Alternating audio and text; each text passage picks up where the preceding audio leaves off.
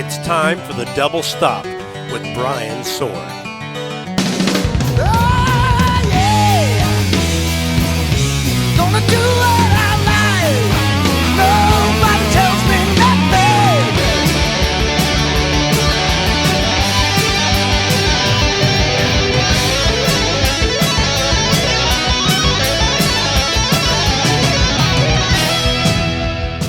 Welcome to the 50th episode of The Double Stop. And boy, do I have a treat for you today. This week, I have Jeff Watson on the show. Now, although still busy, Jeff's been publicly quiet for the last few years. And today, Jeff battles through a pretty intense cold to give us a fantastic in-depth interview that covers his entire career, including all his new projects. You'll hear by his voice, Jeff was pretty sick, but he soldiered on and gave the interview I think his fans really want to hear. Now, things are ramping up for Jeff again, and there are lots of exciting things coming. But I'll let Jeff explain that for himself.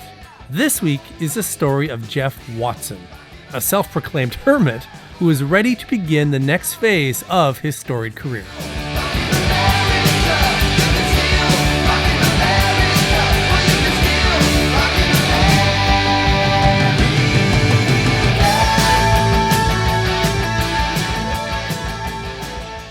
My family is from the San Francisco Bay Area, originally from the 1800s, and I actually grew up in the Sacramento area because my father was in the state Senate when I was a young kid, so we grew up there because his office was up in the state capitol, which is only about 80 miles from where I live now, which is in Mill Valley, California, which is just north of the Golden Gate Bridge, right outside of San Francisco.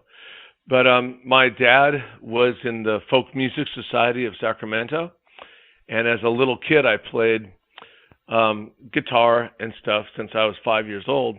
And I would play along with these folk music guys, friends of his. I guess they were in politics and, you know, whatever they were into. I don't know. I was pretty young. But I grew up with that. My grandfather was a drummer in the Marine Corps and all that. My dad was in the Marines. And so I was always around music to that degree. But I didn't follow with that. I stopped playing music when I got into you know, elementary school and all that. I played a little bit of guitar, but then I stopped and started working jobs and things ever since I had a paper route when I was around 8 and all that. So, you know, the normal life of a normal kid in a normal neighborhood, I guess. And how long was it until you picked it up again? Well, you know, I saw a band play when I was in high school. There was a band playing at a little assembly outside, and they were so good, and the guy was playing electric guitar, and it just sounded so neat to me. And I remember standing there watching, thinking, this is just so interesting to watch how guitar can be played, because I always played 12-string and acoustic guitar. I started with a 12-string as a kid. That's where my flat picking technique came in. That is, you know, bafflingly strange and stupid to most. But I saw this band playing, and I thought, that is neat. So I went out and asked for an electric guitar, and I think my mom probably went out and found me a used guitar, and I sat in my bedroom and I started teaching myself to play. And how old would you have been? When I picked it up again, that would have been when I was probably, I don't know, 13 or 14. I had played when I was a little kid, you know, like I said, I got a ukulele or something like that when I was like 4 or 5, and the little booklet that came with it, I think it was for Christmas, but I learned all the songs on Christmas Day, and they thought, wow, you know, this is interesting. And I was already writing songs when I was very young. I was writing poetry and songs anyway. So I just happened to be one of those weird kids. And I wasn't playing baseball or anything, but so yeah, I picked it up again and I decided to study up on it, and that's what got me started. And did that experience of starting very early on a 12-string, whatnot, how did that help you when you came back to it later on? Well, besides baffling a lot of people later on in my life because they don't understand how my picking technique is really unusual. I have a lot of conversations about my picking because I start with an upstroke, and you know, one of my best friends, I mean, most people know Steve Morse, and he and I talk about this a lot. But I pick up first, and I hold my pick at an opposite angle of most people, and so I think the 12-string also allowed me to use string skipping techniques that didn't occur to me that was actually skipping, but was just how I had to get around on a 12-string, because it's a little more difficult to jump around to flat pick on it. And to me, it was just a way to get things done. It was a means to an end. It wasn't intentional, but I think it served me well because I'm not necessarily a technician. I'm more of an innovator, I guess, as it were, than an imitator. So I didn't really listen to a lot of people. I just thought it was neat, and so I'd sit in my room and think, "Well, this would sound cool," and that's what got that started, as it were. And do you think that picking style, did that influence some of your note choices? Let me think about that. I think note choice is because of my brain. I only like to hear things that make my brain happy, as it were. So I don't necessarily go for the standard scalar type approach. Although I did learn, I grew up listening. I did start listening to lots of bands in high school, like Johnny Winter and Deep Purple. I was a big fan of those guys and all that. So I definitely liked the sound of those types of approaches. But my note choices were just, I thought if something sounded unusual, it made my brain happy. I would sit up at our cabin up above Lake Tahoe, and we have no electricity there. We have no road, no phone lines. There, the only way you can get there is by a boat. And there's nothing to do but, either go fishing or canoeing or water skiing or reading, which I did a lot of, and playing guitar. So I'd sit there looking at the lake, and I'd play these little things, and it would make my brain happy. And I would go, wow, that's kind of neat. Let me see if I can try to remember that, because this is before cassette recorders and all that stuff. Or maybe there was cassette recorders, but I certainly didn't have one. There's cassette recorders, but certainly not on your phone or whatnot that people have now. Oh, no. There was no way to capture it. Yeah. But it was motivating to me, because all of a sudden I went, oh, that sounds really neat. And I would think, oh, I want to work on that. So I would use note choice to make my brain happy. And that did develop into a lot of the solos I used later on in my life, with my first bands, with old Ranger albums and all that stuff. That's where a lot of that came from. In fact, a lot of those choices were made using practice licks I had come up with just to train my fingers to be able to play the things that made my brain happy from these weird things I'd come up with. I mean, that may sound ridiculous, but it's just how that occurred for me. And when you did return to the guitar again as a teenager, did you dive right in very heavily again, or did you kind of just spend a few years, loosely playing? I dove in pretty heavily. I wanted to get good, as it were. I thought this is going to be fun. I wanted to be able to play all these things I was hearing these people play, and my style was completely unorthodox, and my approach was unorthodox. And so I just thought, well, I better figure out how I can apply this.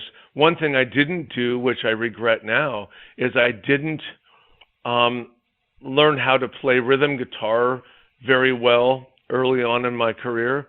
And I never played in cover bands, which I think was a mistake, because I think I'd be a much more proficient player now and more available to jam with people and things.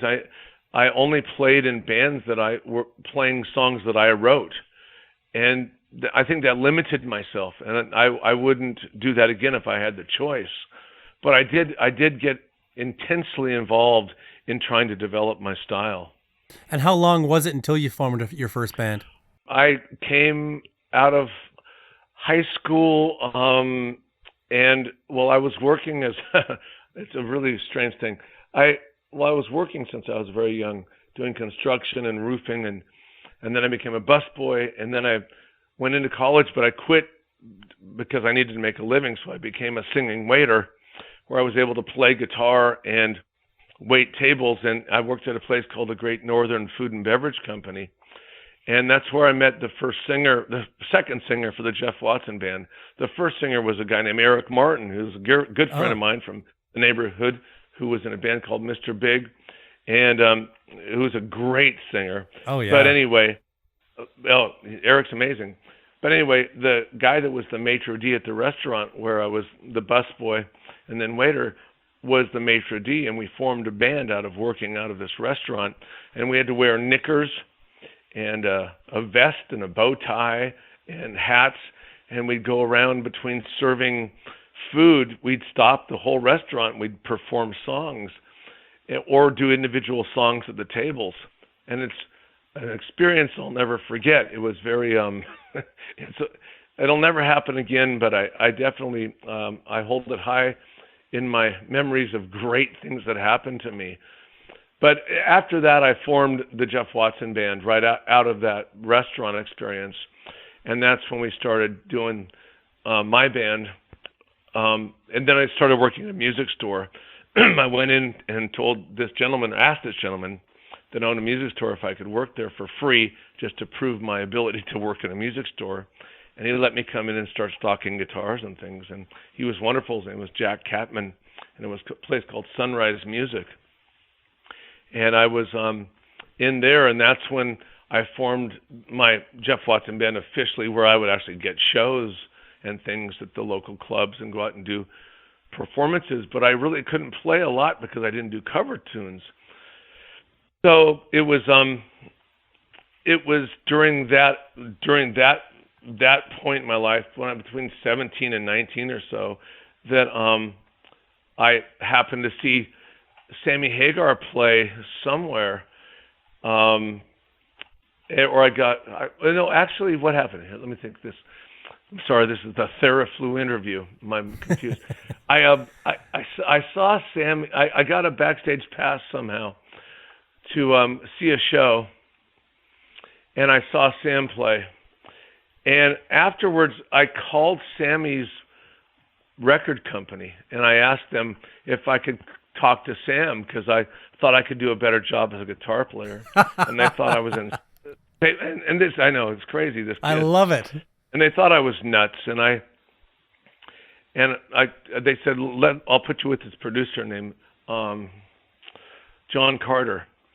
And Carter actually called him back. He goes, got balls, kid. I'm going to give you Sam's number. Call Sammy. You tell him.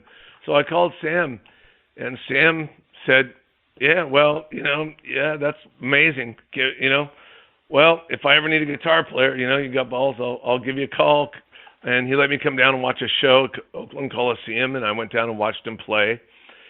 And his guitar player at the time was a gentleman named Scott Quick, I believe, who came up to me backstage and said, are you the kid from Sacramento that's, trying to take my spot? I should kick your ass or something funny like that.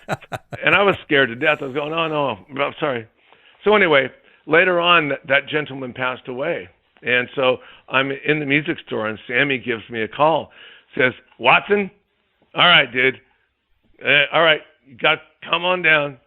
So I borrowed my friend's Ford Pinto, this guy named Jeff Fisher, and I drove down to Mill Valley in the middle of the night and drove to Sammy's house here at Mill Valley, which he still lives right up the street here from me. And I, sat there in his house, and we played some songs, and I showed him what I did and all that, and he let me come down and audition with the band. At the time was with Chuck Ruff and Bill Church and Alan Fitzgerald from Montrose and all that. Anyway, and I didn't have the chops for it. I mean, in all honesty, I wasn't prepared. I was really wet behind the ears. But by meeting Fitz doing this, Alan Fitzgerald was able to get equipment through my music store at wholesale, because all of a sudden now they got a connection for wholesale keyboards and things, as well as Sammy coming up to the store in Sacramento and picking up gear and all that sort of stuff. And Alan heard me play after that in my band, and he had seen me play and heard my demo tapes, and he started producing my demos.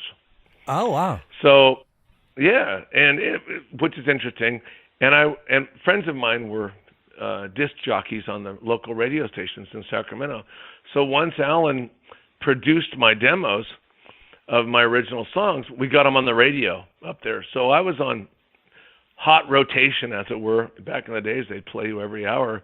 So I'd hear myself on the radio, but I had no product in the stores.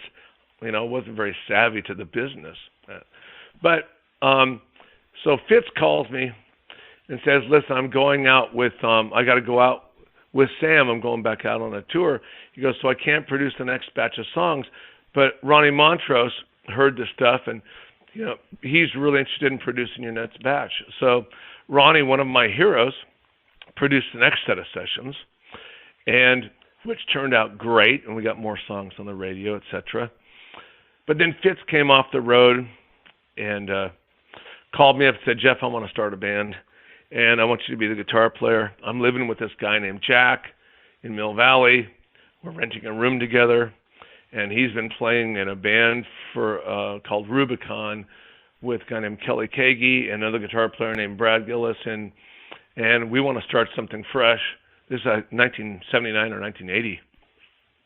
And are you interested? And I think by the time he hung up the phone, I think I was at the door going, yep, here I am. So, and that's how we started Ranger. It's right at that moment. And a lot of this is owed to Sam. You know, he gave me that shot. And a lot of things happened in between. Like, you know, Montrose put my band on a show with Ted Nugent, opening up at the biggest place in my hometown in 1978, I guess. You know, it was Ted Nugent with Jeff Watson band opening, and a couple things like that happened, and that's how we started the band Ranger right at that moment. And then I moved in with Fitz and Jack, and Jack's wife Molly, and their first kid Jamie, at their house here in Mill Valley, right down the street from where I am right now. And that's what started the Ranger band. And that was the title, right? It was Ranger at the start, not Night Ranger. Yeah. Well, it wasn't anything to begin with. We didn't have a name for the band. The Ranger came up from Fitz always wore a hat, and we were sitting there in the living room around the piano down the street here, and writing songs and arranging parts, and Jack was very prolific. You know, he had all these great ideas for songs, and they were very pop oriented, and I came from a very much more aggressive metal-y type of background at the time, more purplish, Sabbathish type of musical inspiration. But anyway, we just drew names out because we had different names like Stereo. One of the names was Fitz. I mean, we all just threw names in the hat. And the name we pulled was Ranger. I don't know why that was in the hat, but that's what we pulled out, and we called ourselves Ranger. But we went out as that, and we started as Ranger. We opened shows with Judas Priest and did a lot of local touring as Ranger. But what happened is we did the first album. We got signed with Boardwalk. Pat Glasser, who was our first producer, who had produced Jack and Kelly, I think, produced them with Rubicon. I don't want to speak out of turn here. I think he did. Anyway, he was Ranger's first producer, and he produced our first Dawn Patrol album for Boardwalk Records. So we finished the album as Ranger, and they actually printed up albums with the Ranger logo on it as Ranger. And we got alerted by an attorney from somewhere that there was a band from the South called Ranger that had been around since probably the Civil War that said, no, you can't use the name Ranger. But fortunately, Jack had written a song called Night Ranger that was one of the demos we were working on. And I just go, let's just make it Night Ranger. Let's not change the name. Let's use the name Night Ranger because we had a song called Night Ranger. And so that's how that became Night Ranger from Ranger. But of all things, a friend of mine named Kevin Russell has an actual album that just has the Ranger logo on it with the original artwork from our first Night Ranger Dawn Patrol album, which I'd love to get back from Kevin, but he seems reluctant to give up that cover. Were they actually in stores, or were they just sent out to radio stations and press? That's a very good question. I would guess that it. Yeah, how did Kevin get that? He was in a band called 707, I believe, and he probably would have just gotten that from. He was probably signed to the same label. Maybe they were on Boardwalk or affiliated somehow, or Casablanca, but somehow he got a copy of it. And so I'm not sure how far it went. I don't know how many were printed, but enough so that he ended up with one. And I'd love to have that, but it doesn't seem to happen. And how involved was Pat Glacier back then in terms of getting you deals and getting the band together? Was he heavily involved, or was he simply your producer in studio? Well, we got turned down by everybody in the world, as all bands did back then, and maybe possibly still do. The music business has drastically changed, so I don't think it's the same music business as what it was as I was growing up. I remember being in the house with, Fitz and Jack and Kelly and Brad, and we would, every other day, we'd call Pat, see if we've got a deal. We'd done the demos. And so Pat was very involved in finding us, getting us the record deal. And he was really dedicated to the concept. And Fitz's concept was having two guitar players. And I thought that was a smart idea because, I liked harmony guitar ideas, and I liked having two players like that with keys. That was, I'm a band guy. Mm-hmm. I was never a three-piece person. And Brad was such a great rhythm guitar player.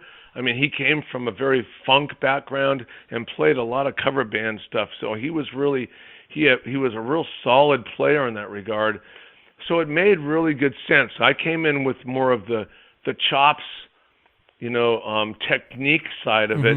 And Brad had the real solid, just a real solid player on his side. So it made real good sense.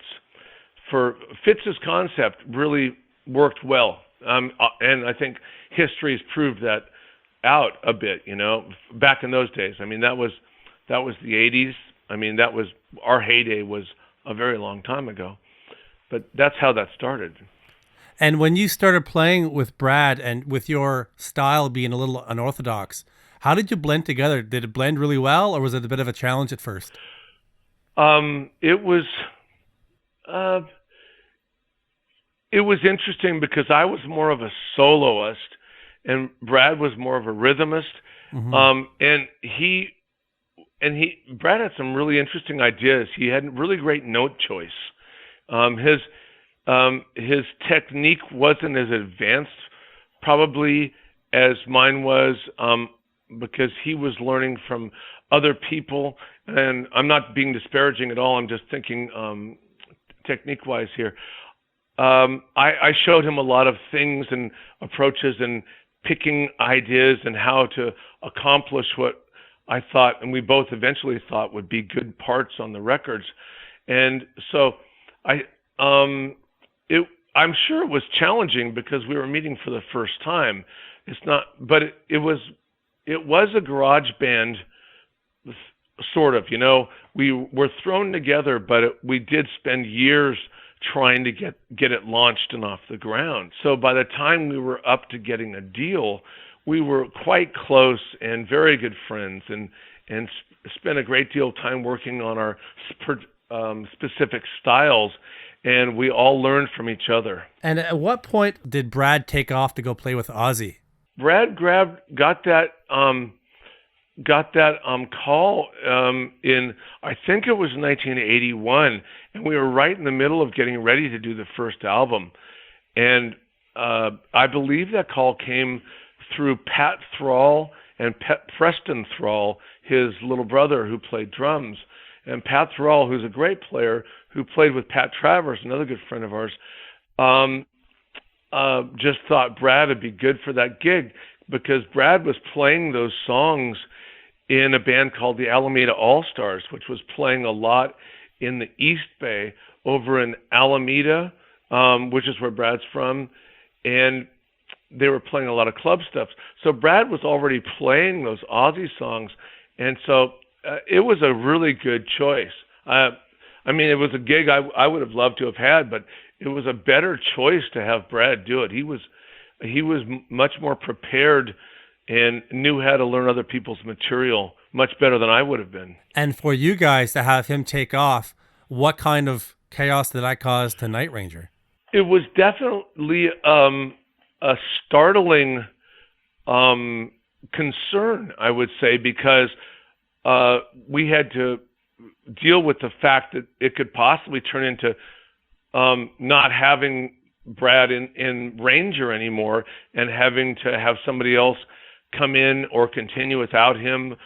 And Brad didn't want to do that. You know, Brad wanted to stay in this thing that we'd all developed. He would call me from the road, from backstage or after the show from the hotels and things, going, Jeff, man, you know, this is unusual. You know, I'm out here with people I don't know. I'm out with Rudy and Tommy and Oz and these guys. And so he missed us, and he made the choice to come back. That was his choice to make. I believe he probably could have stayed if he would have wanted to.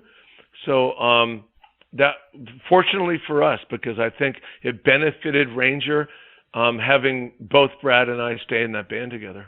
Now, when Dawn Patrol came out, obviously Don't Tell Me You Love Me was a big hit, but was that a hit that happened quickly, or did it take a long time for that to explode?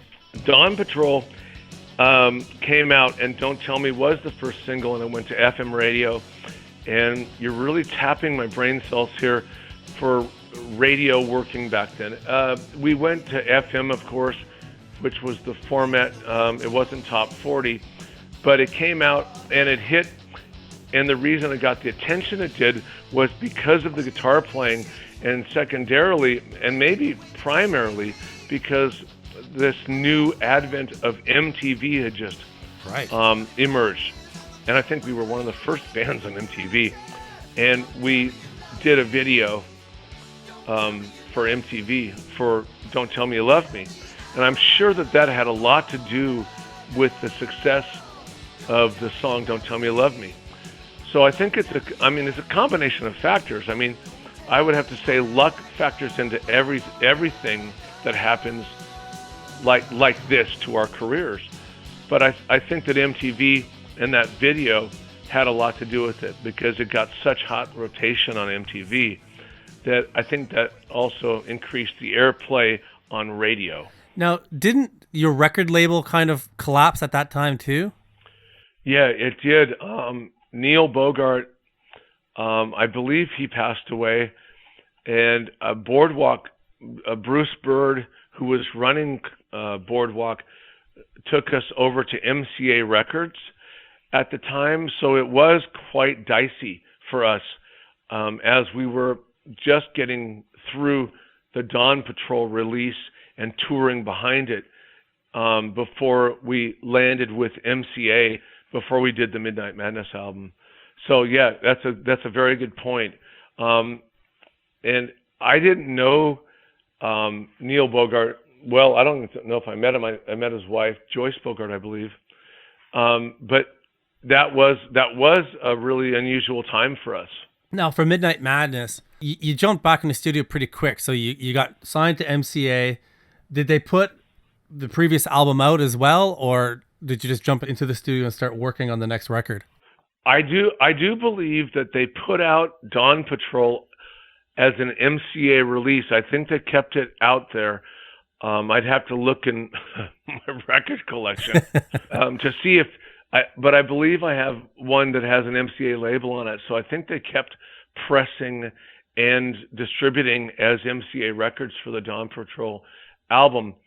But we were writing for Midnight Madness on the road while we had Dawn Patrol out there. And in fact, some of the songs on Midnight were already done as demos for us.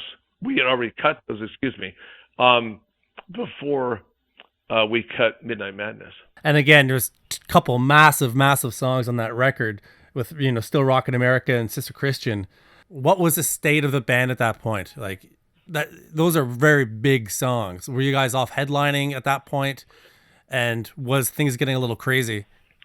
Well, at that time in our life, I think most things were kind of crazy because we were kids. Brian, I swear, we were kids being thrown into a really a seriously bigger time arena than we were used to. And we did have Sister Christian already demoed and recorded before the first album. We didn't use it on the first album. We also didn't use Let 'Em Run on the first album, which is the first song that we recorded when we first got together as Ranger up at Gary Peel's house, who was the guitar player for Sammy Hagar up here in Petaluma. We all kind of moved in his house. He went on the road with Sammy, and he let us move into his house. He had a little 8-track recorder up there. And I had the song Let 'Em Run, another 12-string flat-picking exercise that becomes a song, which is the way a lot of my songs become songs, which is, probably normal. But those songs were previously recorded. So when Midnight Madness came out, we were doing openers already. Our first tour was with Heart, and we started up in the Northwest. I think it was Portland and Seattle for a couple of weeks with Heart, and they were so wonderful to us. Ann and Nancy are just, to this day, are still just the sweetest of people, and all the people in the band, of course. But from there, we got bumped up to opening for Kiss. Oh, nice. And that was an incredible jump. And there may have been some things in between, like, maybe playing like Agora ballrooms or larger clubs around the country. It's a bit of a mishmash of memory because it was happening quite quickly, and it's a bit foggy. I think for all of us. With the exception of probably Jack. Jack has a really great memory of history, more so than the rest of us for specific details of these types of days. But then it was Kiss, and that was a scary introduction to real big-time touring. So that's what we jumped into next. And I remember being out there on stage and people in the audience just, basically giving us the one-finger salute. And we're out there doing these silly little songs like Sing Me Away, Sister Christian, and whatever it was we were doing. And Brad and I are looking around, and, there's tanks on stage, and, there's big canisters dripping fog and foam, and, it was just insane being on something that large. Although Brad had probably seen that being in Ozzy's tour. He'd actually seen big-time touring much more than we had. But for us, it was quite intimidating, and it was a good introduction to the world of larger audiences and arenas. And they treated us beautifully. Gene and Paul became quite close with us, and they took great care of us. And it was it was an interesting time for all of us. I'm quite often surprised that I look back at this and I assume, oh, you must have been headlining. You had 2 huge hits, but that's not necessarily the case. What was it for you guys for that record, for the touring? Gosh, I know that at one point we were also opening up for 38 Special for a while in there, and I remember our first headline gig.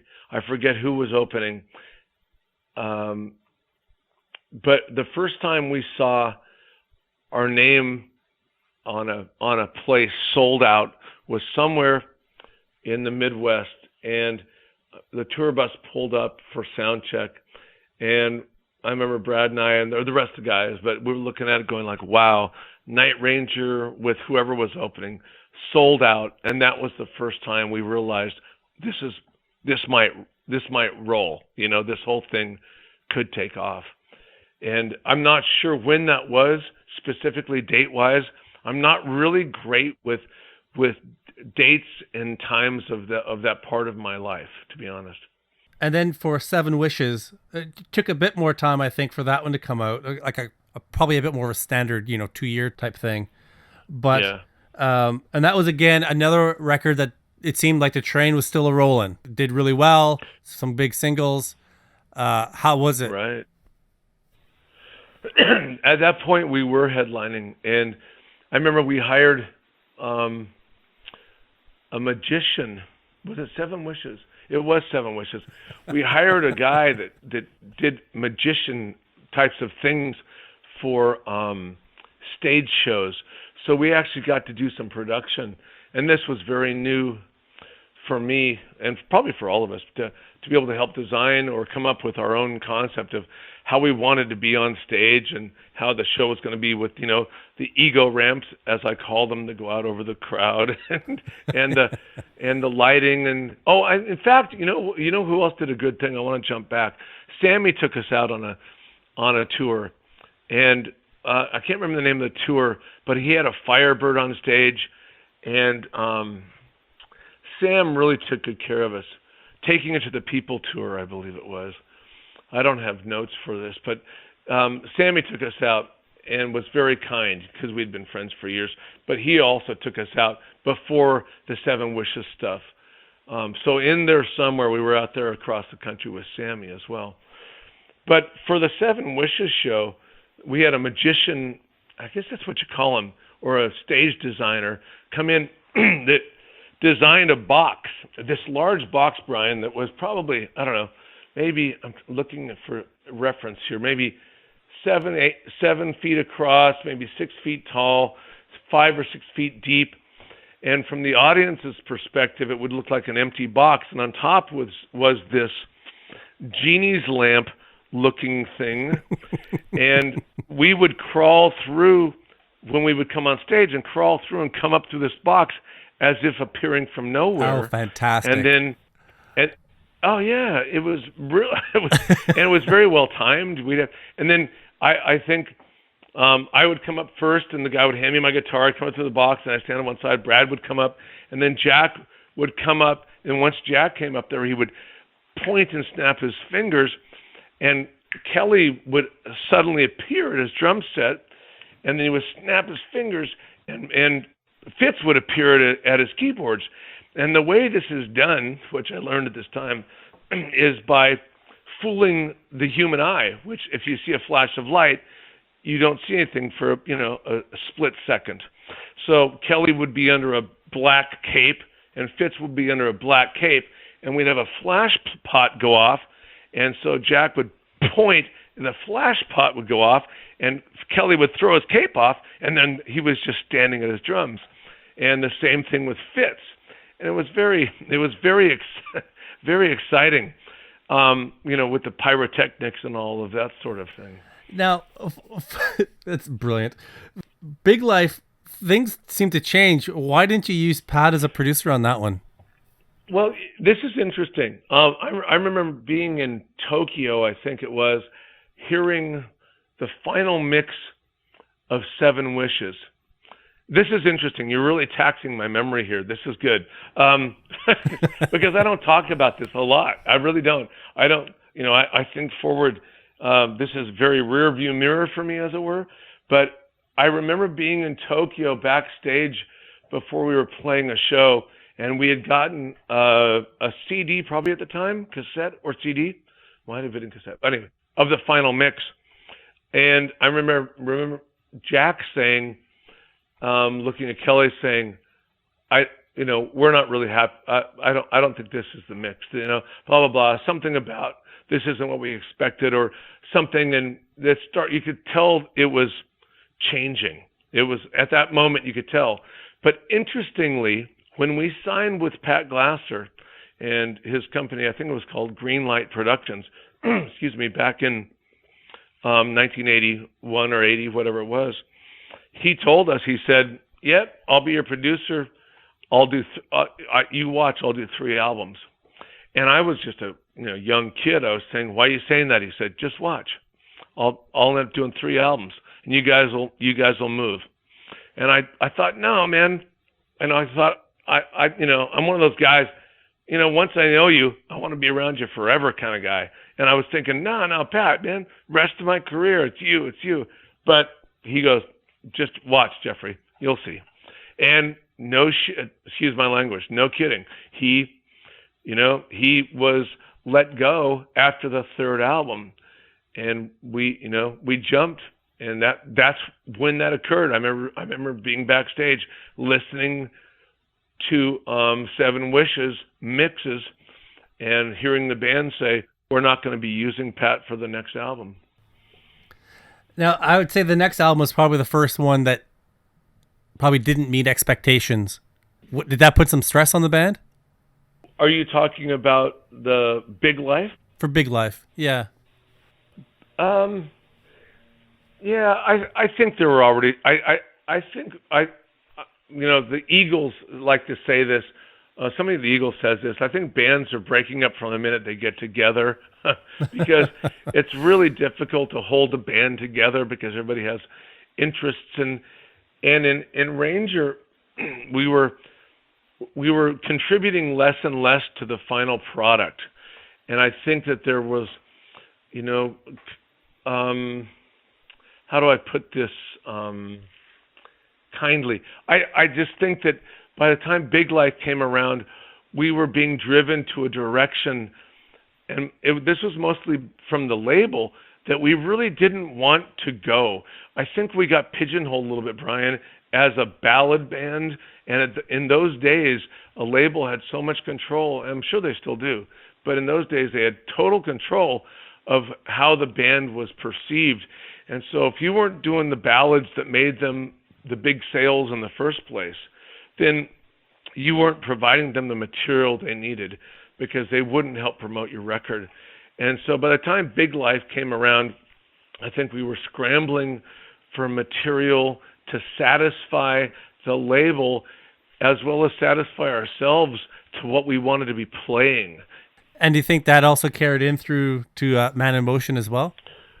Well, by the time Man in Motion came around, we were really in more of a dire situation. We had changed producers again. We had asked Ron Nevison to produce the Big Life album, I believe, and I don't think he was available, or he became unavailable once we started. And we ended up with Kevin Olson, who's a great producer.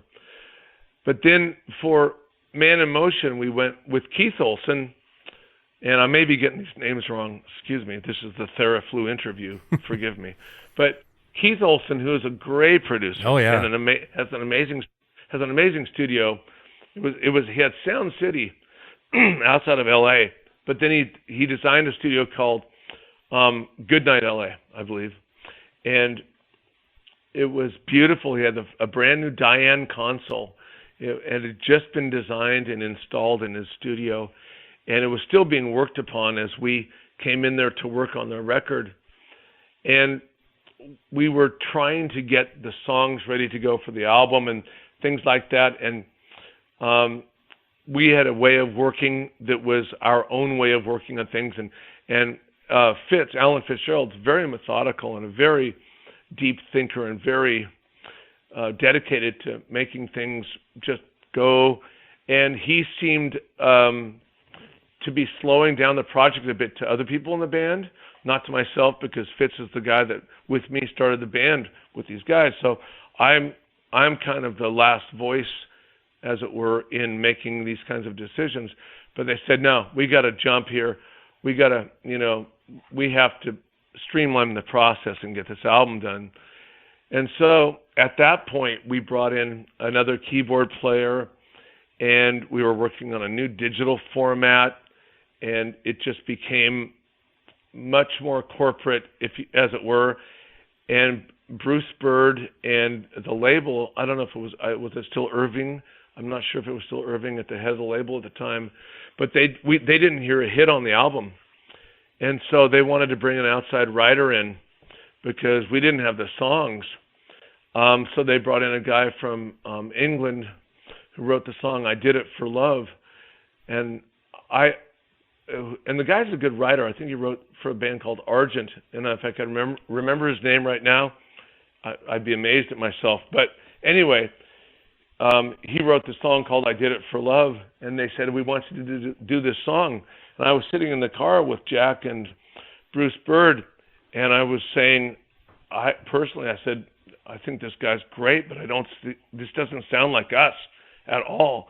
And Bruce was saying, well, they want this song on the album. They need a ballad like this. And it was just, the writing was on the wall because that's not who we were. We were becoming more and more musically motivated. At least I was guitar-wise. I wanted to be writing even more creatively guitar-wise and getting more experimental and following different musical paths. And to go back and do a ballad like I did it for Love just went against my personal grain, but it wasn't my decision to make. But I was looking at Jack and Bruce saying, gosh, I don't know, but the decision had been made. So we did that song, and then they released that as the first single. And at that moment, I think that was pretty much the end of that band as we knew it. Ranger had actually ended before that. Once Fitz was out of the band, it wasn't really Night Ranger anymore. If you want to, be serious about it, it was us 5 kids down the street from here starting a band. So by that time, it really wasn't Ranger. And when the band did break up, it sounds like it kind of just, ended on a whimper at that point. Yeah, well, I'm not sure how many bands break up on a bang as opposed to a whimper. Well, I mean, sometimes they're a bit more explosive. Hand, this seemed like it was just, you know what I mean? It was kind of time. It didn't seem like a personal thing. It just seemed like it was time. No, I see your point. That's a valid point. What I was referring to is people like Jerry Seinfeld, who at the top of their game, they say, listen, you go out with the best laugh, you walk off stage, you go, thank you very much, and I think we did go out with a whimper. I mean, there's a lot of examples of that in the music business as well. So that's a very good point. We did go out on a downward spiral, but personalities were clashing. Okay.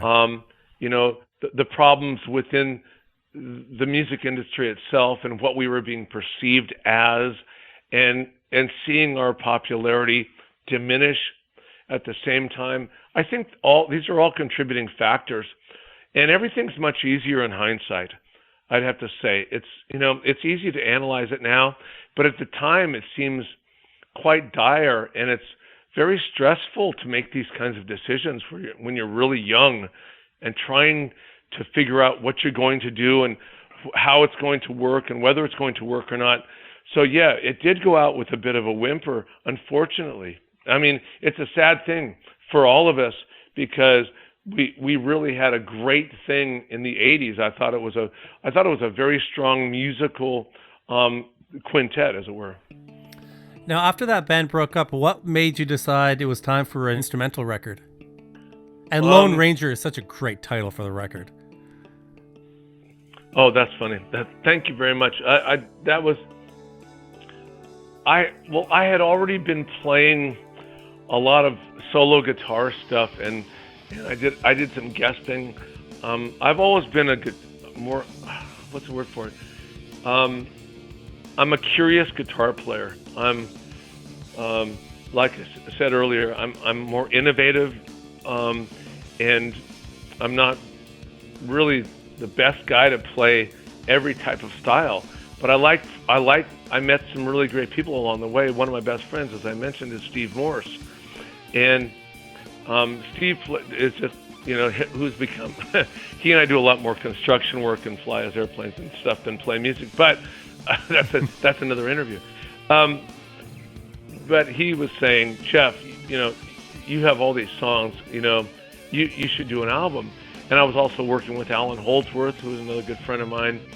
And so they said, you got to do these songs, do this. And ironically, one of my really dear friends to this day is a gentleman named Mike Varney. Mike Varney had a band called Rock Justice, I believe it was called, or Cinema, one of those two. And he'll correct us once he hears this, but he'll write me immediately or call me. But we had a thing called the Battle of Guitar Bands, or it was some sort of Battle of the Bands, Guitar Wars, something like that, back in the 1980 or that era. And we were playing at the Phoenix Theater as Ranger.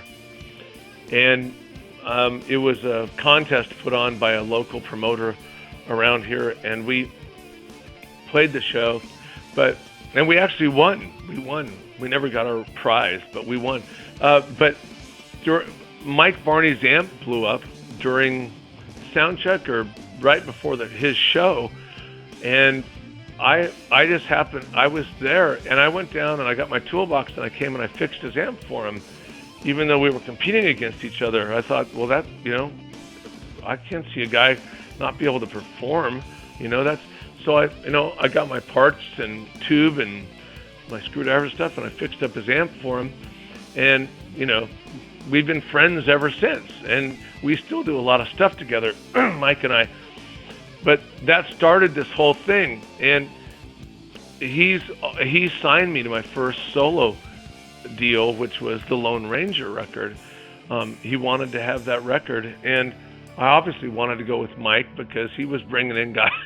He kept playing me cassette tapes of these insane players, like Yngwie and Vinnie Moore, and I'd also played on one of his albums with a friend of mine named Tony McAlpine, who became a good buddy that used to come here and sit at my grand piano and blow my mind, and then pick up my guitars and make me want to just quit.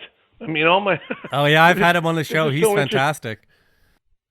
Oh, yeah, this is the interesting thing. Most of my best friends that are guitar players make me want to quit immediately. It's just... I'm becoming a better guy in the kitchen than I am on guitar. But anyway, that's what inspired the Lone Ranger record. But I did play on Tony's album. I've done a lot of guesting like that with some of my friends. But I'm not on that level. I don't have that strength of composition or technique. I just have my little niche, and that's just what I do. But for Lone Ranger, I had these songs I've been writing, and I write constantly. I still must have probably 60 to 100 tracks that I've not released yet. Oh, I mean, wow. I'm going to keep releasing. I just released a song called Squirrels Kerosene in January, thanks to Joey P. I mean, if it wasn't for JP helping me get back out in the game, I've become kind of a recluse, as it were, for the last few years. I've just been writing and, doing movie and TV stuff and recording and, raising a family and existing as, just normal human beingness, as it were. So anyway, I put out Lone Ranger, and that I had my friends guest on it, and I think that got some attention, as it were, but it wasn't intended to be on the radio necessarily. I did meet with some people. I mean, I remember Joe Satriani coming over here and hearing some of the tracks, sitting here in the studio going, wow, this is really cool. And I was going to go with Relativity Records, but Mike was such a good friend. I went with Shrapnel, and that's how that all happened. I remember when the record came out because I think it was just at the end of that first big wave of the shred movement and Shrapnel at their peak. It was right before grunge, and like this record was very much in all the guitar magazines, and people were very excited when it came out. So that must have been very gratifying for you. It was gratifying for sure. I mean, I guess I'm more gratified if people like what I do or anybody does. I mean, I don't look for praise or I'm not big on spotlight, to be honest with you. I believe a broad spotlight is always more important than a narrow one. That's why I'm always more involved in a band project than I don't want to stand on stage with a single spotlight on me. I've never been that guy. That's probably because of my dad, and that's a whole nother psychological interview. We can do it another time. But yeah, I was really happy that it was well received. But I had great players on the album. I mean, it wouldn't have been well received if I hadn't had Steve and Alan on there, and Brad Russell and Carmine and Spike playing drums, and Steve Fontana mixed it, and it came out the way it did, and especially Mike Varney's input on it. We mixed it once, and he said no, and Mike said no, I want it to sound better. So it's a collaborative process. It's not just me, if that makes any sense. Oh, absolutely. And a couple of my absolute favorite bass players. How did Bob Daisley get involved? Bob Daisley got involved because Bob and I had started a band with Carmine called Mother's Army. I got a call from Carmine, who I'd met during the process of just being, doing the rock star thing or whatever. But he wanted to start, a supergroup type of thing. And he introduced me to Bob Daisley. And Bob flew in here to my place, the camp. And Bob and I hit it off so well. And we wrote so many great songs together. We did 3 great albums as Mother's Army. When I say great, I'm speaking about the way I view them. Of course. I'm not saying that they're great albums, but I really, truly love what we came up with. And Bob and I, to this day, just dear friends. And he's a brilliant writer and probably the best bass player, part-wise and writing-wise, I've ever worked with. He's really incredibly talented. And he's crazy funny and quirky, and he lives here when he's here, and he's just one of those amazing human beings you meet, and I'm very lucky to have gotten to know this guy.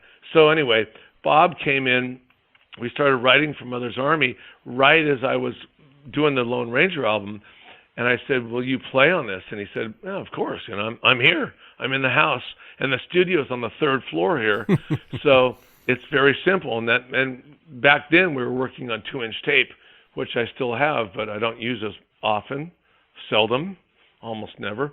But anyway, that was the time. But that's how Bob became involved in Lone Ranger. And I've had Bob on the show, and he's talked very highly of Mother's Army. Do you ever think you'd do anything with him again, with Mother's Army? Well, this is an interesting point, Brian, and I'll tell you, and I just found something that I just spoke with Bob about just a couple weeks ago. Bob and Ainsley and Joe Lynn Turner and I we demoed up a 4th Mother's Army record. Oh. We did 5 songs. We were getting ready for it. And the tape itself, and I did a rough mix of it to a DAT tape that was destroyed just by happenstance. And the 2-inch tape is, there's no way to recover it. But I found a cassette version in my wife's car in the glove box, and I sent it off to be mastered. And I sent it off to Bob, and I said, we have to release these. And it's so amazingly cool to hear these songs now. So I plan to put these out. There's 5 songs that were going to be on the Mother's Army 4 album. That's Bob, Ainsley, myself, and Joe Lynn, and they are the demos for the record, and they are so good to me anyway. And they will never get better because there's no way I can reassemble the group here to recut the album. In other words, I can't get Ainsley in and Bob in from Australia and get Joe in from New York and sing and play the same way. They happened at that moment. So we took the cassette, we mastered it, and I have these, and they're ready to go. And I will be releasing these one at a time, coming up pretty soon. This just happened recently, so you're the first to know about this. Oh, Brian. Fantastic. I look forward to hearing that. That's great. Now, for that band, like you did the 3 records, it never seemed to quite reach the potential, not the music, but in terms of the audience. Do you think that was just a sign of the times? Like that was peak of grunge. You just answered your own question there. Kind of. Well, no, I think that there's 2 answers here. One is that you're dead on. It was the peak of grunge. The second thing is that type of music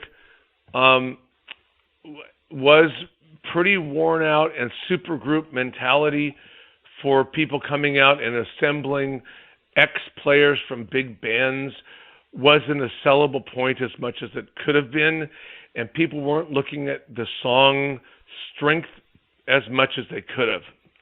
For example, I think the first 3 albums, especially the 3rd one, I listen back now and I just think it's really, really good. I don't know. Have you heard the albums? Yep, I've heard them. Oh, you have? Oh yeah. I still think they're valid. They're valid records, but at that time we couldn't get signed in the United States of America to a record deal. We were signed in Japan and Europe, and I'm sure they were distributed in other parts of the world, but I don't know if they got released in America. And we also had an issue that we, of all things, and I don't like to talk dirt on anybody, but we had a manager that took advantage of the band and took all the proceeds from our record deal and absconded with them. Oh boy. So we were thrown off course right at the peak of doing the Mother's Army project, which threw us off completely, and that's what kind of knocked us off that racetrack, as it were. And that also does time, I think, fairly well with the return of Night Ranger. How did that reformation happen? Interestingly, we all have a good friend. Everybody that's ever been to Japan has a good friend in a man named Mr. Udo. Absolutely. Who became a very good friend of mine to this day, who's just a beautiful human being, and he and I became very close. And I heard through channels that they were interested in seeing Night Ranger come back and tour in Japan if we would reassemble the band. So I got a phone call saying, would you reassemble to go back to Japan? And so I said, I think this was I don't know what year it was. Was it 2005 or 2006? Excuse me. But I called Jack and I said, Jack, I just got a phone call. Would you be interested in doing this? And, we could maybe do a record for them or something over there as well. And Jack said, yeah, sure. Let's look at this. So that happened just with one phone call. That just like wow. that just popped. Yeah. And that we just did it. And what's interesting, we went up to Jack's house because he has this beautiful place up in Sonoma County, and he has this really nice studio and a rehearsal room. And we thought we were going to have to rehearse for days, or however long to get ready to go to Japan to do these shows. I remember walking in there. We hadn't seen each other for a long time, for years. And we walked in and we plugged in and we wrote up a scratch set list of what we were going to work on. We just named the songs off. We started playing them, and it was as if we had never come off tour. We played through everything. And I think we came back one day, and that was it. We just went, okay, we'll go to Tokyo. It was, wow. It was really great. It just, I guess when you're younger, it gets etched into your brain, that repetitive thing. I could probably go out and play that original Night Ranger set to this day live. It's like it's etched in there. So unless you stop and think about it, and then at that point, that's when you screw up. On stage, if you stop and think too much about what you have to play next, it kind of messes you up. But if you play from instinct, it was really funny just standing there looking at it. We'd all gotten older, and I look at Kelly and Brad and Fitz and me and Jack, and okay, 1, 2, 3, 4, boom, and we just played through it. Went, oh, we're good. We'll fly out. It was great. And the recording process of those couple of records you did 7, and then you did one more. What was it? Neverland. Right. Was that smooth sailing again? It was different sailing. I mean, it was a different boat. Sure. It was a much different boat. We were in much different places in our careers.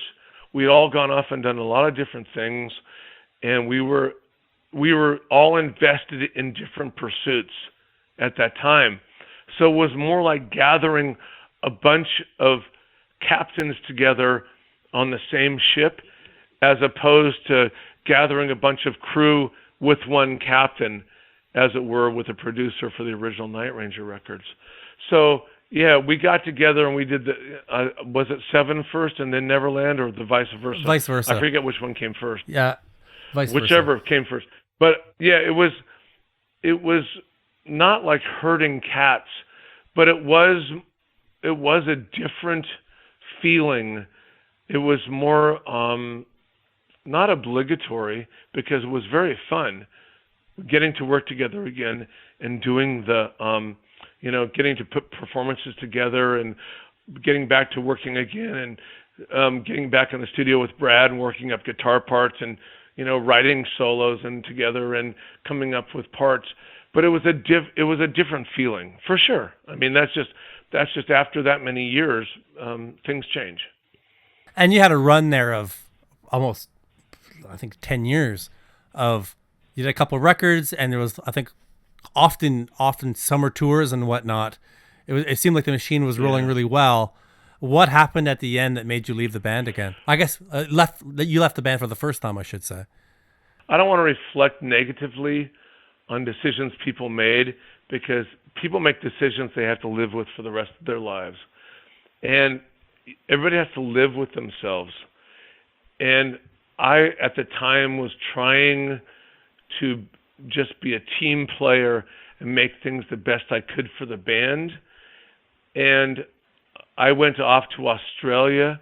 My wife's father was dying at the time. And when I came home, I found out that we weren't going to be a band anymore. And it was unfortunate. And that's really as far as I want to go with that one. Sure. Totally understand. When you did leave Night Ranger, though, what was the game plan at that point? What did you decide you wanted to do? Well, I was already doing so many other things in between anyway. I mean, I was, of all things, I was scoring films, and I was scoring for, there's a guy named Don Johnson who had a TV show called Nash Bridges, so I was writing songs for his TV show. Oh, wow. And being in his show. I didn't know that. Yeah, which is no big deal. I mean, I'm not an actor, but I was, if you look really carefully, you'll see me in there every now and then. But I was also scoring songs I was scoring music for the show. Yeah. And they were also using some of my songs from Lone Ranger and Around the Sun in the TV show. And I was also working with Don over here in my studio, producing his solo songs. He's a singer, and Don was coming over here to the house, and we were cutting his songs here in the studio. In fact, with Bob Daisley, I forget who was playing drums for his sessions. But we were doing that and doing Nash Bridges stuff.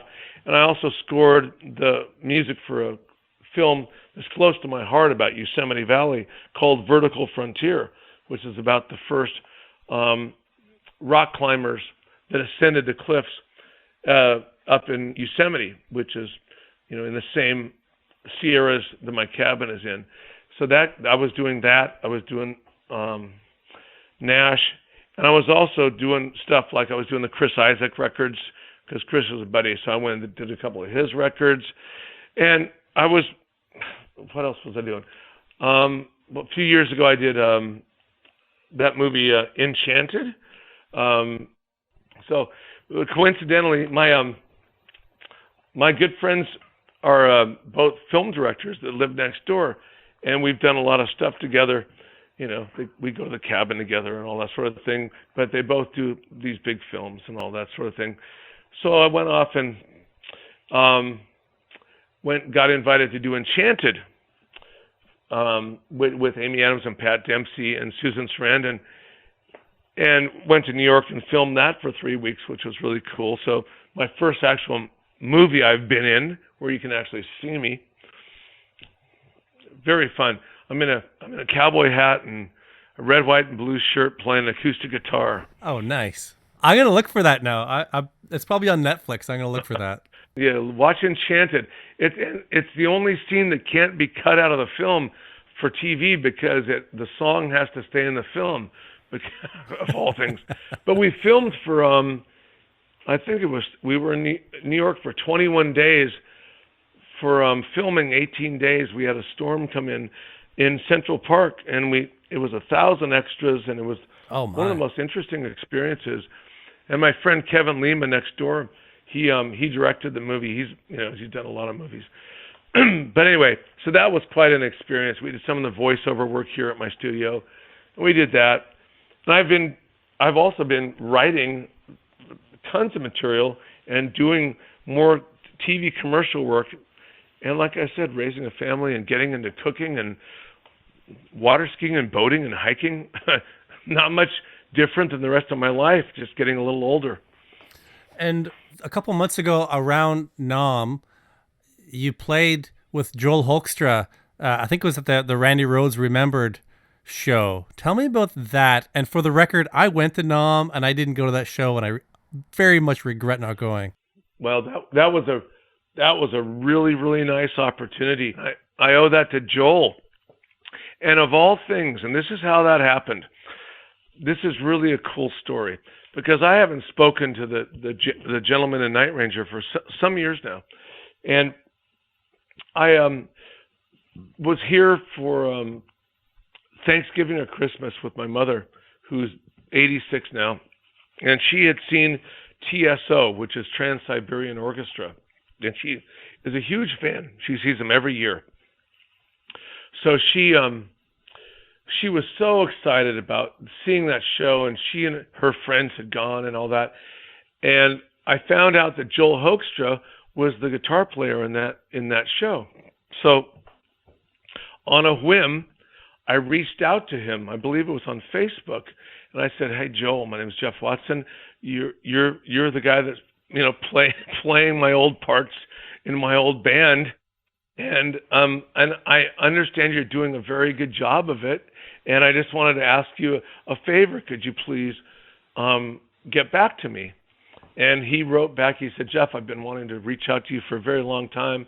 I want to thank you very much for all the work you did with that band in the old days." And he also said something like, "For making my life really miserable with a couple of your solos." It was very sweet, very sweet.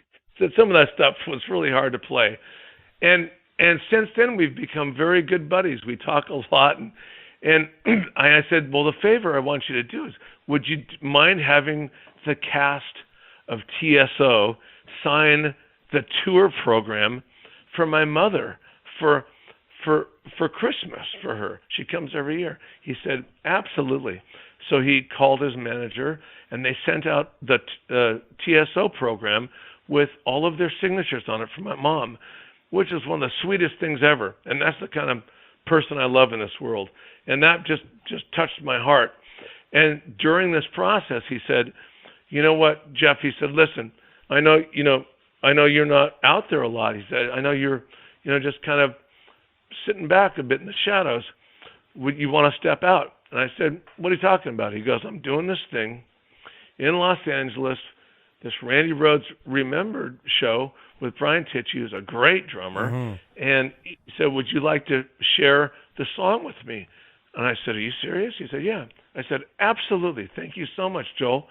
So I learned the song as best I could, and he helped me learn it, because I'm not great at learning other people's material. As I said, I mostly play only what I write, which limits my ability as a hireable musician, I guess. But anyway, so we went and we did that show, and we also got, we were hanging out down at the NAMM show, and we rehearsed over in Joel's hotel room, and Steve Morse was in town, so I had Steve come over to Joel's hotel room, and I guess Joel's a Steve fan, so I hooked those guys up, and we're all sitting around the hotel room, talking guitar shop, and, just being bros and having fun, and it just turned out to be great.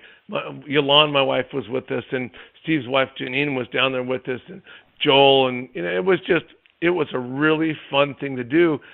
And it was my first time back on the stage for a while, and I was quite nervous about it, and I don't know how I did, because I have a rule about myself. I never look at comments or critique about me online. I've never watched a YouTube video of myself or anything about myself online, ever. And this was advice I got probably 10 years ago from a film director. They said, "You'll drive yourself crazy," and they said, so I've never seen myself. I never saw the performance, but I had such a great time, and they were so wonderful. I got to play with Rudy Sarzo, who's a great bass player, and Brian Tichy, great drummer, man, and Joel is an amazing guitar player. Joel took what I did. I mean, I was doing this 8-finger tapping thing back in the 80s for that song Rockin' America, which was just, for me, a means to an end, right? I wanted to just come up with this lick I couldn't pick it, so I go, well, if I use all my fingers, I can. But it made it onto MTV, so because it was on MTV, I got labeled with inventing this thing called the 8-finger technique. Well, I got to tell you, there had to be a million other guys in their bedrooms going, man, doing the same exact thing. I mean, there's no way I was the only guy that thought of it. I just happened to have MTV stick me out there. Anyway, Joel got great at it. And there's a lot of guys that got great at it, but he has it dialed. And, man, the guy can play his balls off. He's an amazing, in every fashion. He's kind of like a Steve Morse, you know. He can play classical. He can play every style of music. He can read on the spot, and he's a sweetheart of a guy. So I guess thanks to my mom, I got to meet up with Joel, and we played together. And now it turns out they've invited me, and I'm flattered and honored. They've invited me to play a few shows with the Randy Rhoads Remembered tour that's coming up starting in May. Oh, fantastic. And there's some dates. Yeah, it is fantastic. There's some dates starting in May, and I'm sure they're going to be posted.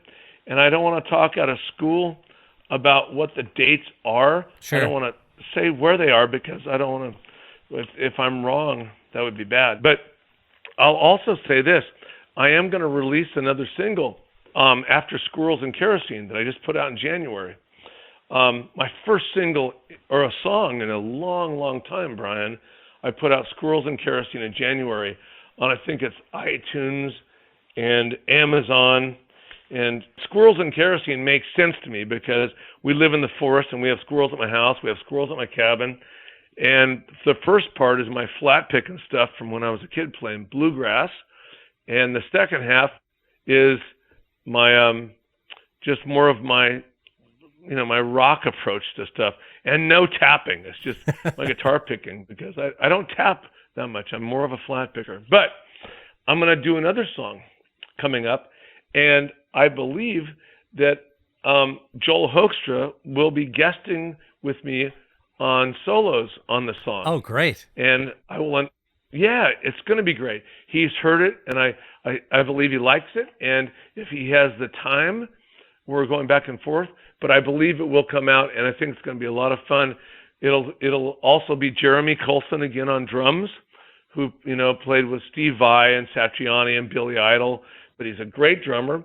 The basics are cut, but I hope Joel's going to come in and have the time to guest solo with me on it, and it should be just amazingly fun.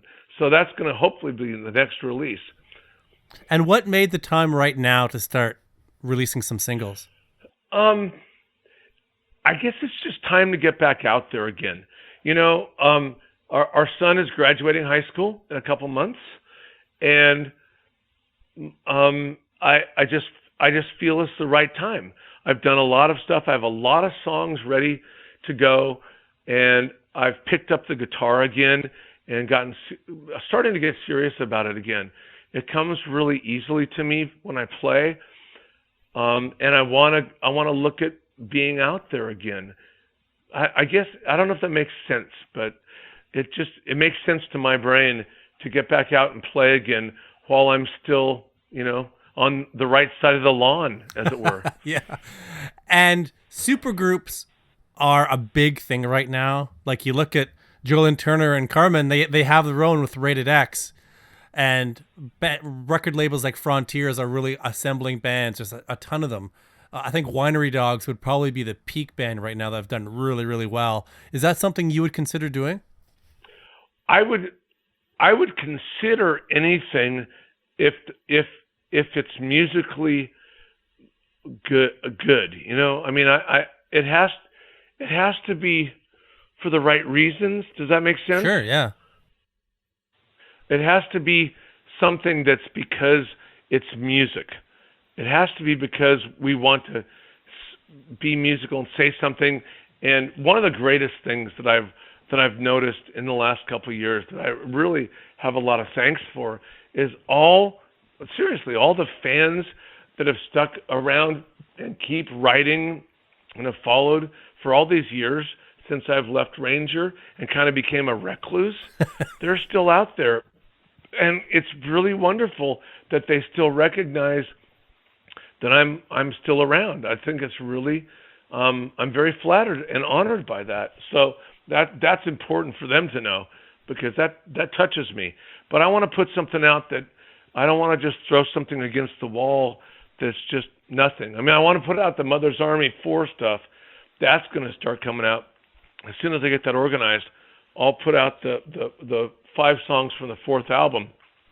I talked to Daisley and Ainsley and Joe Lynn, so we just got to organize that, and it'll be just like kind of the lost tapes, as it were, because seriously, it came off a cassette tape. That's all we had of it. But I think that'll actually add to the magic of it, because it can never be cut again. But other than that, yeah, I'll look at the supergroup quote marks thing. I like the idea of playing together with great players. Yeah, there's always a lot of inspiration to be had when you got a group of super high caliber players. Absolutely.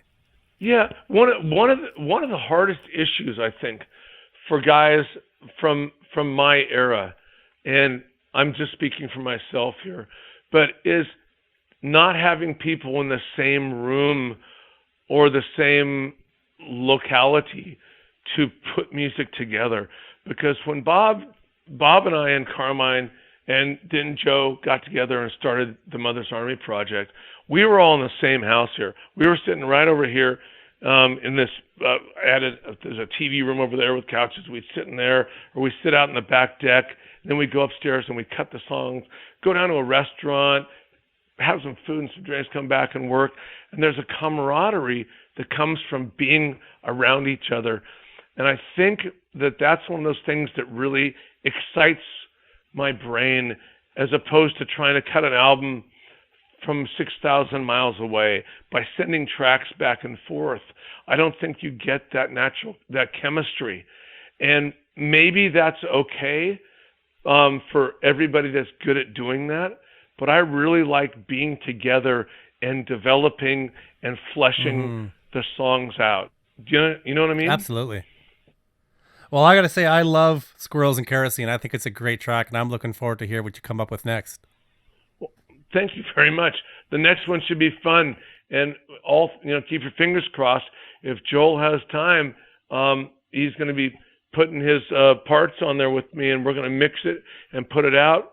I'm going to re-release that song Around the Sun that I put out some years back.